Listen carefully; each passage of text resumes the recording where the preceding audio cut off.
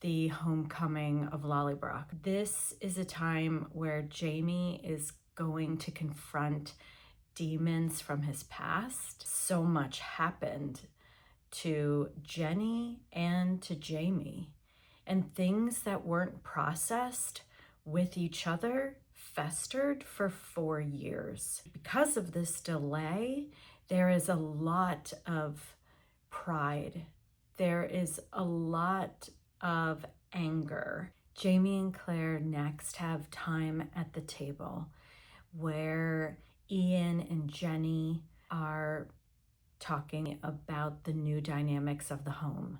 Claire speaks up and Jamie has to take her out of the room to explain that he is the laird and that he is the one who is going to be communicating his will to not only the home and the servants and the town, but to her as well.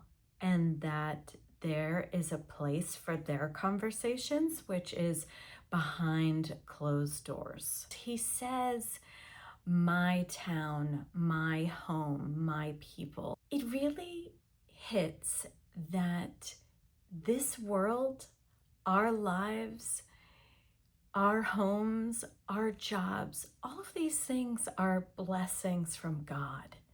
He is the one in control because he gave us life, and we can lose sight of that. And Jenny begins where she talks about how she was taken upstairs. A woman is not as strong as a man, and that the power of overtaking someone through rape, where greed overtakes, saying, my needs are more important than yours. And the pleasure may be short, but the lasting effects on the person who was weaker can have it haunt them for their entire life. The laughter of Jenny is actually turning the power tables. What we see is that there is a really strong weakness in the perpetrator. But at the end of the day, they are making a choice and they are responsible. Jamie explains to Claire what happened with the loss of his father, and he has to go back and recount. So when you ask a question to someone who has experienced something that maybe you have not, remember that they are going back into the past and seeing it all over again. And that is why listening is such an important part of loving another person. Jamie goes between one flogging to a conversation with Blackjack Randall. And this is so reminiscent of Jesus being questioned by Pontius Pilate. And at the end, Pontius Pilate goes to the audience and says, what should I do with him? He says, I'm the King of the Jews. And they say, crucify him. Jamie, he's confronted with his father, and he says, I love you. He says, pray.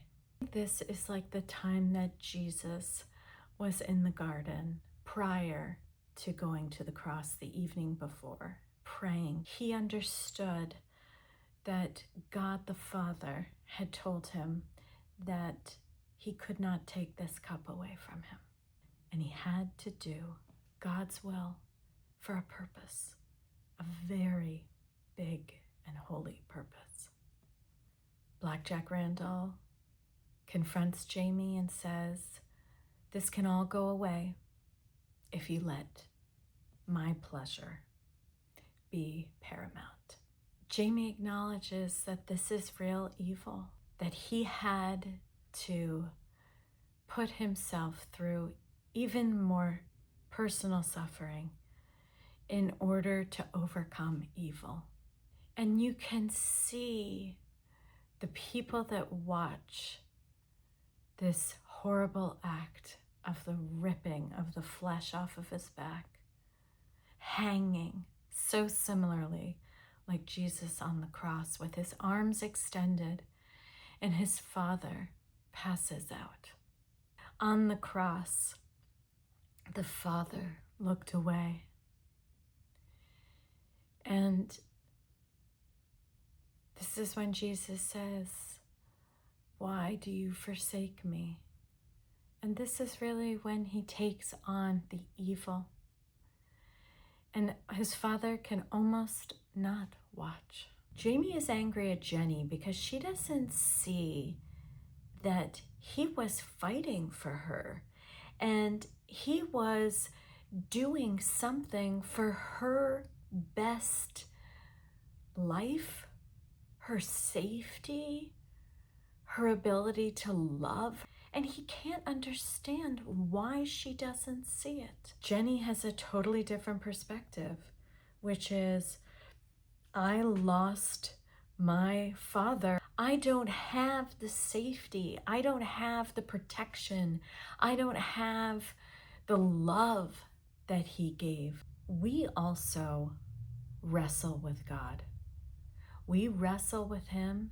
And some people wrestle with him for their entire life, believing that they know better. But ultimately, in the end, God's power will surpass. And if we do not claim his forgiveness now on earth, he surrenders us to our own will. And where will that bring us? To darkness itself.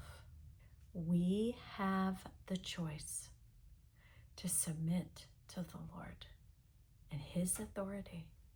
It seems so simple, doesn't it? And yet we fight it over and over again in our days, going back to the past, justifying ourselves, not having a conversation with someone that hurt us. How silly. For what? To what end? People who love each other in their family. People who love each other, real love in their relationships that could have a beautiful life together. But they'd rather stay alone and isolated in a place of pride. A pride that seems more fulfilling than love itself. Jamie and Jenny meet up at the grave of their father with a hope of forgiveness for each other. Jamie says, "I'm sorry that I didn't consult you in coming to the home. Sorry that I misunderstood."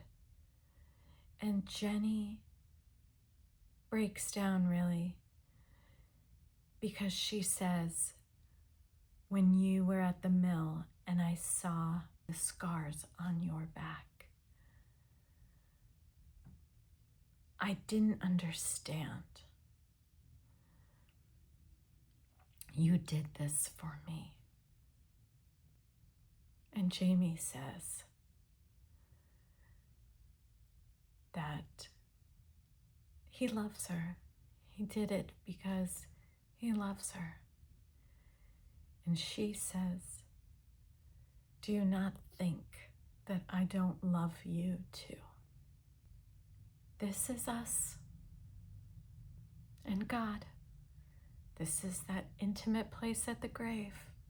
And when we see that Jesus died on the cross, not to blame us, not to make us wrong, not to shame us, but so that we can be together. And we seek his forgiveness, and he gives our forgiveness. And that is the place of true love.